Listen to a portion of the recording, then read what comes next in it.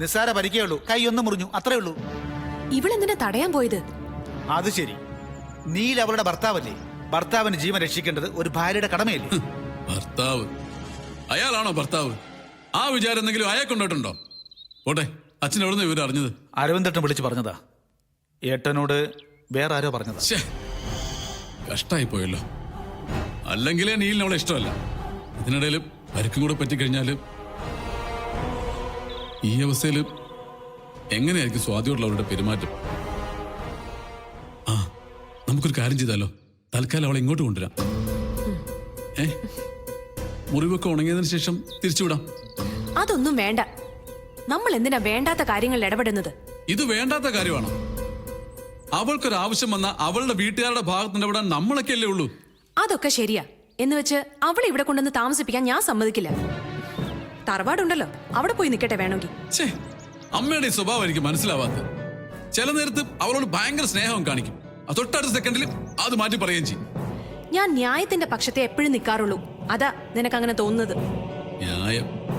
ഇതിന്റെ പേര് ന്യായം എന്നല്ല, അവസരവാദം. അമ്മ ഒരു പഠിച്ച കള്ളിയാ. ഉത്തരവാദിത്തങ്ങൾ ഏറ്റെടുക്കാൻ അമ്മയെ കൊണ്ട് പറ്റില്ല. അതേടാ, പറ്റില്ല. അവളുണ്ടായിരുന്നപ്പോ ഈ വീട്ടിലെ ജോലിയുടെ നല്ലൊരു പങ്ക് അവള് ചെയ്യുമായിരുന്നു. ഇപ്പൊ ഞാൻ ഒറ്റയ്ക്കേ ഉള്ളൂ. ഞാൻ എന്നും കിടന്ന് കഷ്ടപ്പെടുക ഇവിടെ. അങ്ങനെ ഒരു സ്ഥലത്ത് ഒരാളെയും കൂടി കൊണ്ടുവരാൻ എനിക്ക് താല്പര്യമില്ല. എന്താ ഞാൻ പറയുന്നത് ശരിയല്ലേ? എല്ലാവരും പറയുന്നത് ശരി തന്നെയാ, ഞാൻ ഒഴിച്ച്. അച്ഛാ, നമുക്ക് അവിടെ മരുന്ന് പോയാലോ? എനിക്ക് ലീവ് എടുക്കാൻ പറ്റില്ല. വേണ്ട, ഓഫീസിലും കഴിഞ്ഞിട്ട് പോകാമല്ലോ. അത് വേണ്ട മോനെ. ഒന്നാമത് ഇതൊരു അടിപിടി കേസാ. അവരത് രഹസ്യമാറ്റി വെക്കാനായിരിക്കും ആഗ്രഹിക്കുന്നത്. അതിനിടയിൽ നമ്മൾ കയറി ചെന്നാ അവർക്കതൊരു ബുദ്ധിമുട്ടാവും. എന്തിനാ വെറുതെ അവരെ ശല്യം ചെയ്യുന്നേ? വരാൻ പറ്റില്ലെങ്കിൽ അത് പറഞ്ഞാ പോരെ. അതിനിങ്ങനെ വളഞ്ഞുവിട്ട് ന്യായങ്ങൾ കണ്ടുപിടിക്കുന്ന എന്തിനാച്ചാ? അല്ലെങ്കിൽ തന്നെ സ്വാതി നിങ്ങൾക്കാർക്കൊരു പ്രശ്നമായിരുന്നില്ലല്ലോ.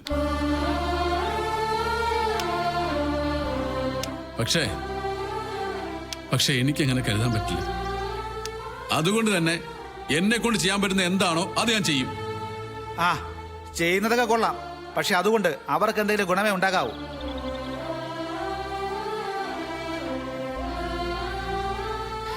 കല്യാണം കഴിഞ്ഞപ്പോഴെങ്കിലും അവൾക്കൊരു നല്ല ജീവിതം കിട്ടുമെന്നാ ഞാൻ വിചാരിച്ചത്. ഓരോരോ പ്രശ്നങ്ങൾ കയറി വരുന്നത് കണ്ടില്ലേ? അതിന് അമ്മയ്ക്ക് അവളോട് സ്നേഹമൊന്നുമില്ലല്ലോ ഇത്ര വേദനിക്കാൻ. അയ്യോ, നിനക്ക് എങ്ങനെ വേണമെങ്കിലും കരുതാം. എന്റെ ന്യായം എനിക്കറിയാം. അത് മറ്റാരുടെയും മുമ്പിൽ തെളിയിക്കേണ്ട ബാധ്യതയൊന്നും എനിക്കില്ല.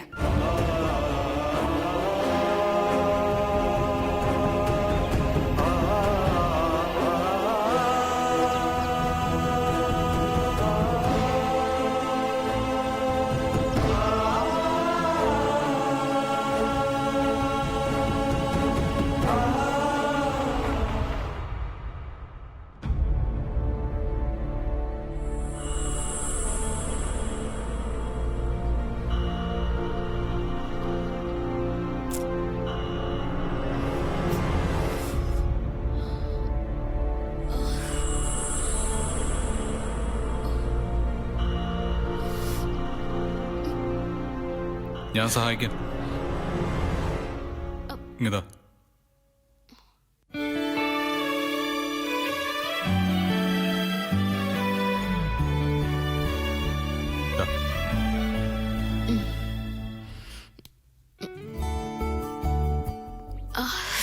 ഇതാ ഞാൻ തേച്ചുതരാം.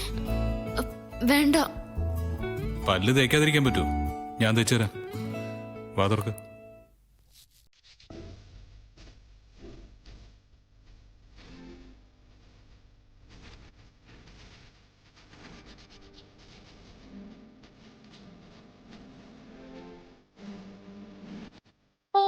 പല്ലും തേപ്പിച്ചോ? നന്നായി. ഇങ്ങനെ വേണം ഭർത്താവായ. നടക്കട്ടെ നടക്കട്ടെ. പ്രഭാത കൃത്യങ്ങളൊക്കെ കഴിഞ്ഞിട്ട് നമുക്ക് കാണാം.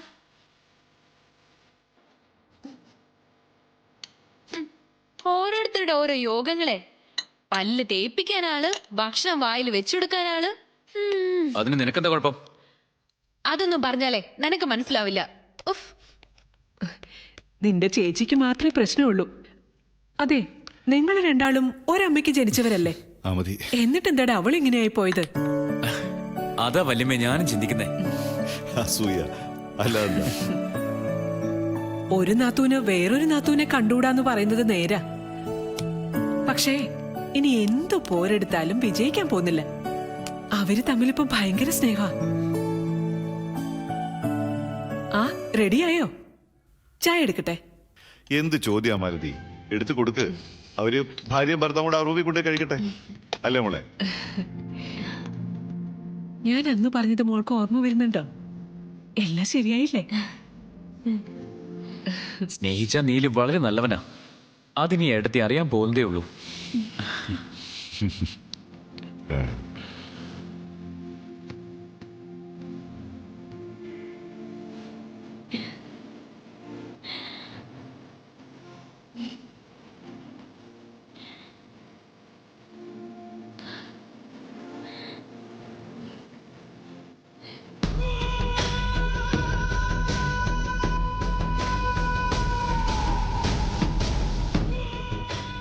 കാണിച്ചു തരാടി ഞാൻ.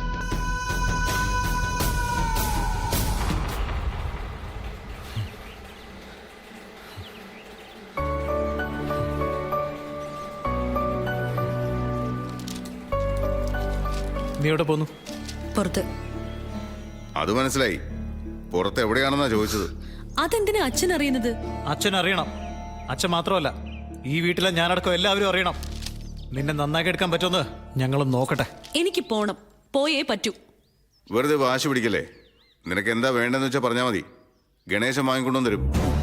ഞാനെന്താ ജയിൽ പുള്ളിയോ വീട്ടു തടങ്കലി കഴിയാൻ? ഞങ്ങളുടെ മുമ്പില് നീ ഇപ്പൊ അങ്ങനെ തന്നെയാ.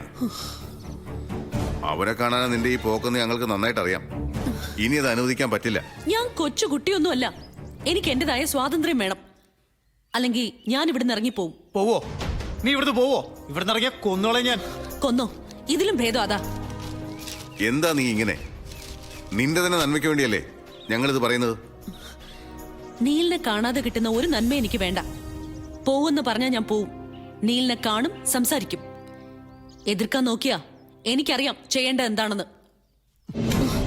എന്നാ ചേടി ചെയ്ത് കാണിക്കടി. ഞങ്ങളെ ധിക്കരിച്ച് നീ ഇവിടുന്ന് പോകുന്നൊന്നും കാണണം. വിടും, വിടാൻ. വിട്ടില്ലെങ്കിൽ ഞാൻ പോലീസിനെ വിളിക്കും. നാറാൻ പോകുന്നത് നിങ്ങൾ തന്നെ ആയിരിക്കും.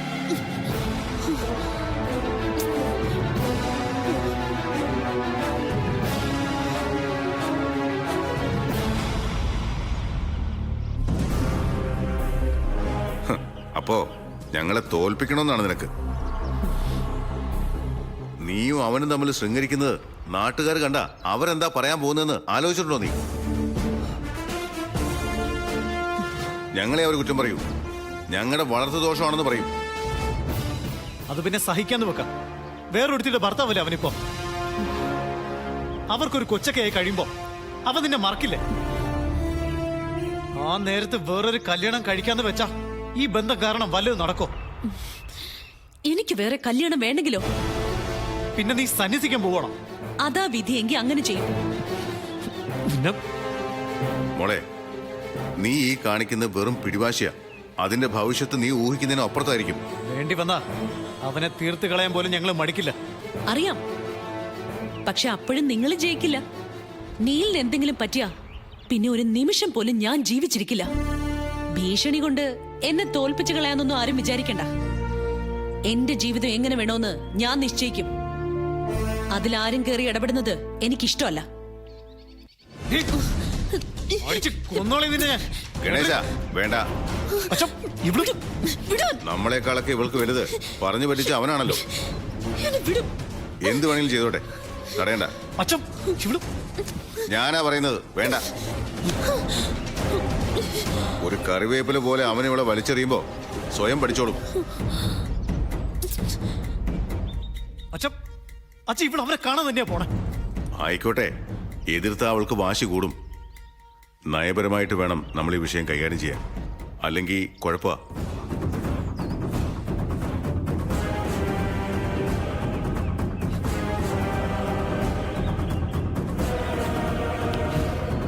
നീ വിഷമിക്കണ്ട. നമ്മുടെ മോൾക്ക് ഒരപകടവും പറ്റാതെ രക്ഷപ്പെടുത്തുന്ന കാര്യം ഞാൻ ഏറ്റു.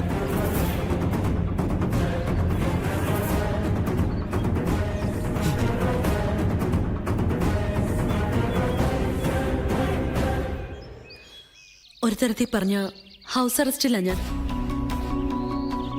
എന്നിട്ടും അതൊക്കെ തട്ടിത്തെറിപ്പിച്ച് നീലിനെ കാണാൻ വന്നതിന്റെ കാരണം എന്തായിരിക്കുമെന്ന് ഊഹിച്ച് കാണുമല്ലോ.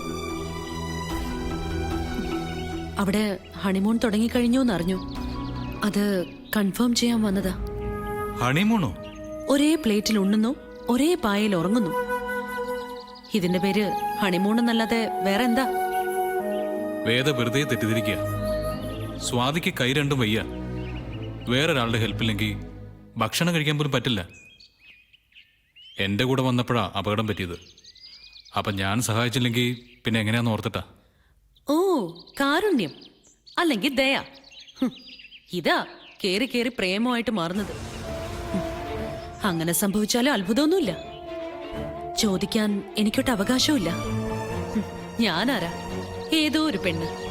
ആയിക്കോ, എന്ത് വേണമെങ്കിലും ആയിക്കോ.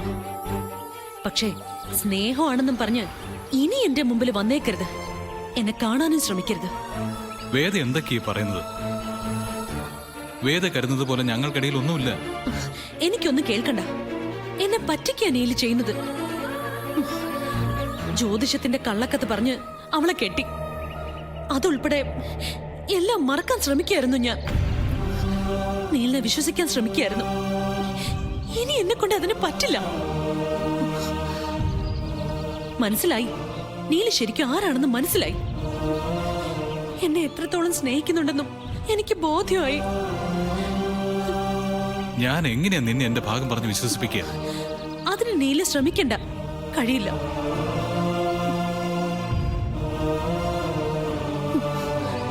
ഞാനൊരു വെട്ടി.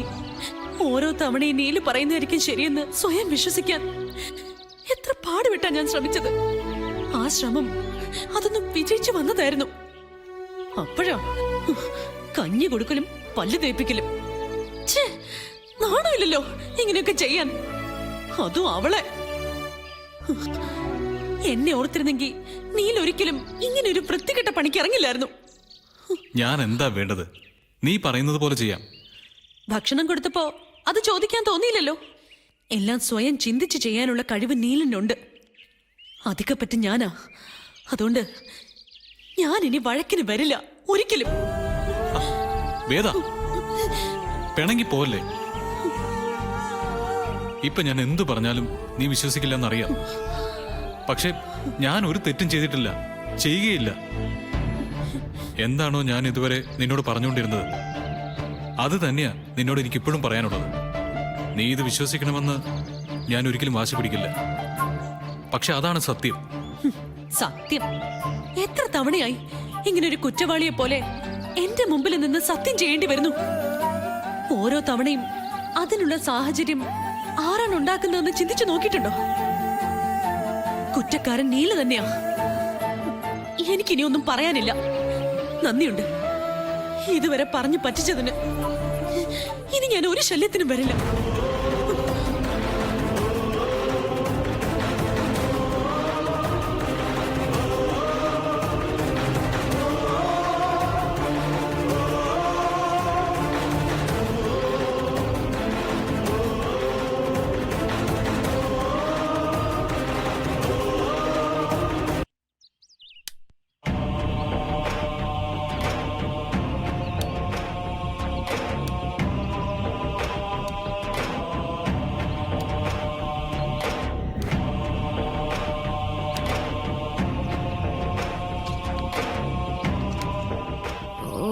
എത്തിയല്ലോ ചട്ടുകാലൻ. സ്വാതി, സ്വാതി, ദേ നിന്റെ രാഹുലേട്ടൻ വരുന്നു. ഒരു മുച്ചക്ര വാഹനം വാങ്ങിക്കായിരുന്നില്ലേ? അതുണ്ടായിരുന്നെങ്കി ഇങ്ങനെ വേച്ച് വെച്ച് നടക്കണ്ടായിരുന്നല്ലോ. ഉച്ചക്രവാഹനം വേണ്ടി വരും. എനിക്കല്ല, വേറെ ചിലർക്ക്. അതാരാണാവോ ഈ വേറെ ചിലര്? അയാളില്ലേ, നീല്? എന്താ എന്താ വിശേഷം? എനിക്കൊറ്റ കാര്യം മാത്രം അറിഞ്ഞാ മതി. എന്തിനാ ഇവളെ എവിടെയിട്ട് ഇങ്ങനെ ദ്രോഹിക്കുന്നത്? അത് നീലിന്റെ മാത്രം തീരുമാനമാണോ അതോ എല്ലാവർക്കും ഇതിൽ പങ്കുണ്ടോ? മനസ്സിലായില്ല. ഇവക്ക് ചോദിക്കാനും പറയാനും ആരും ഇല്ലാന്ന് വിചാരിക്കരുത്. ഇനി വേറെ ആരില്ലെങ്കിലും ഞാനുണ്ടാവും. ഇങ്ങനെയൊക്കെ പറയാൻ ഇപ്പൊ എന്താ ഉണ്ടായത്? ഈ കൈ എങ്ങനെ മുറിഞ്ഞത്?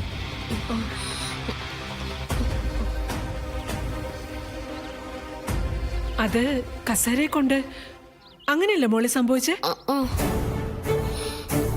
കസേര എന്താ കത്തി കൊണ്ടാണോ ഉണ്ടാക്കുന്നത്?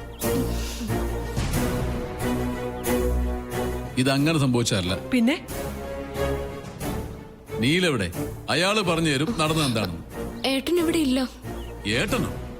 നാണമില്ലല്ലോ നിനക്ക്. ഏട്ടാന്നും വിളിച്ചിട്ട് വേലക്കാരി പോലെ ആട്ടും തുപ്പായിട്ട് നടക്കാൻ. ആ ആളെത്തിയല്ലോ. ഇനി ചോദ്യം പറച്ചിലൊക്കെ നേരിട്ടാവാം.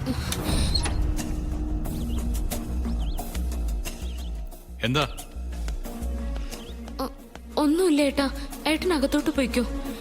രാഹുലേട്ടനെ ഞാൻ പറഞ്ഞു മനസ്സിലാക്കാം. അങ്ങനെ ഇപ്പൊ എന്റെ കണ്ണി പൊടിയിടാൻ നോക്കണ്ട. അങ്ങനെ ഇട്ടാലും സത്യം സത്യമല്ലാതെ ആവുകയില്ല. രാഹുല് കുറെ നേരമായല്ലോ ഞങ്ങളെ കുറ്റപ്പെടുത്തി സംസാരിക്കുന്നു. കാര്യം എന്താന്ന് വെച്ചാൽ തെളിച്ചു പറ. ഇവളുടെ ഈ കൈ മുറിഞ്ഞത് മകനെ ഗുണ്ടകളിൽ നിന്ന് രക്ഷിക്കാൻ ശ്രമിച്ചപ്പോഴാ. കൊല്ലാൻ വന്നതാ അവര്. ഇവളുള്ളോണ്ട് ജീവൻ തിരിച്ചു കിട്ടി. അടിയുള്ളത് കൊണ്ട് ഒരു ബോഡി ഗാർഡിനെ പോലെ കൂടെ കൊണ്ടുപോയതായിരിക്കും അല്ലേ നീലേ? ചാവുന്നെങ്കി ഇവളല്ലേ ചാവൂ അല്ലേ? സത്യമാണ് മോനെ ഞാൻ ഈ കേൾക്കുന്നത്.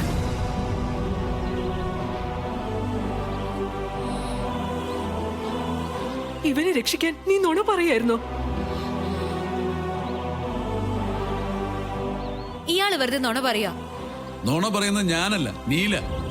അല്ലെങ്കിൽ പറയട്ടെ, നിക്കല്ലേ മുമ്പില്, ചോദിച്ചു നോക്ക്. ആണാണെങ്കിൽ സത്യം പറയും. രാഹുൽ പറഞ്ഞത് ശരിയാ. ഒരു ടീം എന്നെ അറ്റാക്ക് ചെയ്തു, വാളിന് പെട്ടി. എനിക്ക് വിട്ടുകൊള്ളാതിരിക്കാൻ സ്വാതി കയറി വാളി പിടിച്ചു. ഈശ്വര, ഞാൻ എന്തൊക്കെയാ കേൾക്കുന്നത്? ആരായിരുന്നു അവര്? അറിയില്ല, അന്വേഷിച്ചില്ല. ഞാനായിട്ടൊന്നും മറച്ചു വെച്ചിട്ടില്ല. എന്റെ അനുവാദമില്ലാതെയാ ഇവളിവിടെ ഇങ്ങനെയൊക്കെ പറഞ്ഞത്.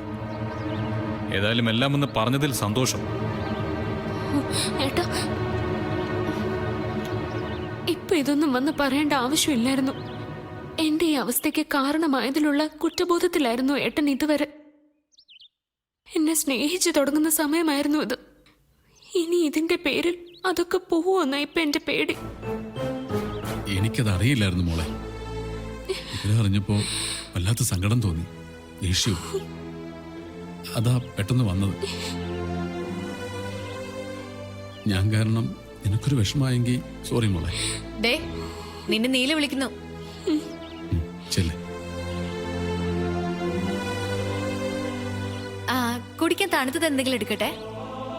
ശരീരവും മനസ്സൊക്കെ ഒന്ന് ആറട്ടെ. വേണ്ട, ഞാൻ ഇറങ്ങാം.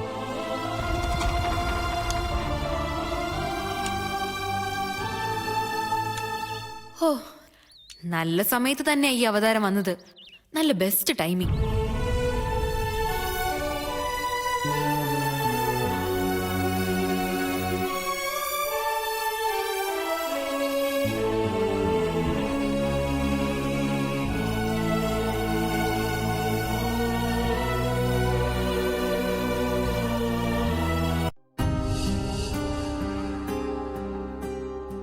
പോയോ രാഹുല്? പോയി. ഇവിടുത്തെ എന്ത് കാര്യവും രാഹുലിനോട് ഷെയർ ചെയ്തില്ലെങ്കിൽ നിനക്ക് ഉറക്കം വരില്ല അല്ലേ? അയ്യോ, ഞാനൊന്നും പറഞ്ഞിട്ടില്ല. പിന്നെ എങ്ങനെയാ നമുക്ക് രണ്ടുപേർക്കും മാത്രം അറിയാവുന്ന രഹസ്യം അയാൾ അറിയുന്നത്? അറിയില്ല. ദേ, നോണ പറയരുത്. സത്യമായിട്ട് ഞാനൊന്നും പറഞ്ഞിട്ടില്ല. ഇല്ലെങ്കിൽ വേണ്ട, പറഞ്ഞാലും എനിക്ക് പ്രശ്നമൊന്നുമില്ല. അന്ന് നീ കയറി അങ്ങനെ പറഞ്ഞില്ലായിരുന്നെങ്കിൽ സത്യം എന്തായിരുന്നു എന്ന് ഞാൻ പറഞ്ഞേനെ. നിനക്കിപ്പോ തോന്നുന്നുണ്ടാവും ഇങ്ങനെ ഒരു അപകടം നടന്നത് നന്നായി എന്ന്. ഞാൻ ഭക്ഷണം എടുത്തു തരുന്നു, പല്ല് തേപ്പിച്ചു തരുന്നു, നീ അത് ശരിക്കും ആസ്വദിക്കുന്നുണ്ടാവും. ഞാൻ അതൊക്കെ ചെയ്യുന്നത് എന്തുകൊണ്ടാണെന്ന് അറിയോ? പറ, അറിയോ? പറടി. ഇഷ്ടം. ഇഷ്ടം കൊണ്ട്. എന്തുകൊണ്ട്? ഇഷ്ടം കൊണ്ട്. അപ്പൊ അങ്ങനെയാണ് നീ കരുതി വെച്ചിരിക്കുന്നത്? അല്ല, നിന്നെ കുറ്റം പറയാൻ പറ്റില്ല. നിന്നെ പോലൊരു പെണ്ണിന് അങ്ങനെയല്ലേ ചിന്തിക്കാൻ പറ്റൂ. എന്നാലേ ഞാൻ അങ്ങനെയൊക്കെ ചെയ്തതേ സ്നേഹം കൊണ്ടൊന്നുമല്ല, ദയ കൊണ്ടാ. ഈ ഒരു അവസ്ഥയിൽ പെടുന്ന ഏതൊരാളോടും മറ്റൊരാൾക്ക് തോന്നാവുന്ന ദയ കൊണ്ട്. ഹോസ്റ്റലിൽ താമസിക്കുമ്പോൾ ഒരു മുൻപരിചയമില്ലാത്ത നമ്മുടെ റൂംമേറ്റിന് ഇങ്ങനൊരു അപകടം വന്നാ നമ്മൾ സഹായിക്കില്ലേ? അത്രേ ഉള്ളൂ. നിന്റെ സ്ഥാനത്ത് ആരായാലും ഞാൻ ഇങ്ങനെയേ ചെയ്യൂ. ചിലപ്പോൾ കുറച്ചുകൂടി കാര്യമായിട്ട് ചെയ്യും. ഉദാഹരണത്തിന് നിന്റെ സ്ഥാനത്ത് ഗൗരിയായിരുന്നെങ്കിൽ മുടി വരെ ഞാൻ പിന്നിട്ട് കൊടുത്തേനെ. വേദയായിരുന്നെങ്കിലോ? പലതും ചെയ്തേനെ. ഞാൻ ഊഹിച്ചു. നീ ഊഹിക്കോ ഊഹിക്കാതിരിക്കുവോ എന്തു വേണമല്ലോ ആയിക്കോ, അത് നിന്റെ ഇഷ്ടം. നീ ഇപ്പൊ കരുതുന്നുണ്ടാവും രാഹുൽ ഇപ്പൊ വന്ന് അങ്ങനെയൊക്കെ പറഞ്ഞതുകൊണ്ടാ ഞാൻ ഇങ്ങനെയൊക്കെ പെരുമാറുന്നതെന്ന്. അങ്ങനെയുള്ള യാതൊരു തെറ്റിദ്ധാരണയും വേണ്ട. രാഹുൽ വന്നില്ലായിരുന്നെങ്കിലും ഞാനിത് നിന്നോട് പറയുമായിരുന്നു. അല്ലെങ്കിൽ നീ കയറി സ്വപ്നം കാണാൻ തുടങ്ങും. ഒടുക്കെ ഈ കെട്ടടിക്കുമ്പോ അതൊക്കെ ഒറ്റ ഒരു നിമിഷം കൊണ്ട് തകർന്ന് താഴെ വീഴും. മറ്റെന്തു കൊടുത്താലും മോഹം കൊടുക്കാൻ പാടില്ല എന്നാ എന്റെ പോളിസി. എന്നിട്ട് എനിക്ക് തന്നതോ? പറഞ്ഞു പറ്റിച്ചിട്ടല്ലേ എന്നെ കല്യാണം കഴിച്ചത്? അതെന്നെ ചതച്ചതിനുള്ള തിരിച്ചടി. എന്നെ ദ്രോഹിച്ച ഞാനും ദ്രോഹിക്കും. അതിനിയും ചെയ്യും. നീ എന്താ ആലോചിക്കുന്നത്? ആ വെട്ട് എന്റെ കൈക്ക് കൊള്ളുന്നതിന് പകരം എന്റെ തലയ്ക്ക് കൊണ്ടിരുന്നെങ്കിൽ നന്നായേനെ.